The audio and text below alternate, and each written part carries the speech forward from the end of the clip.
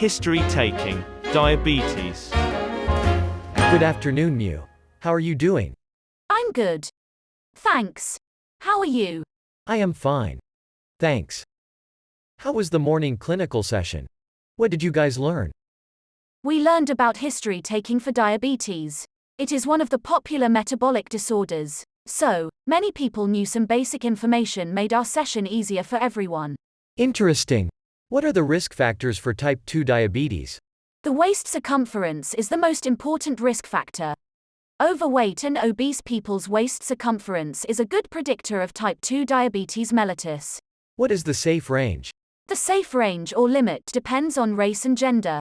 For Thai men, 90 centimeters is the upper limit, and for Thai women, it should be less than 85 centimeters.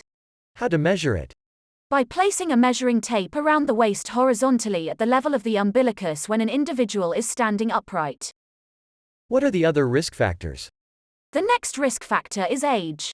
50 years and above is a risk factor. Followed by family history. Both father or mother with diabetes brings more risk than either mother or father suffering from diabetes. How about diet? An imbalanced diet is a well-documented risk factor.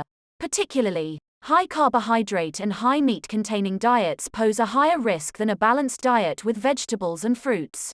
When we speak about diet, it is important to mention lifestyle. A sedentary lifestyle in combination with less physical activities often leads to overweight and obesity. Interesting. Is alcohol a risk factor or a protective factor? It is a difficult question to answer.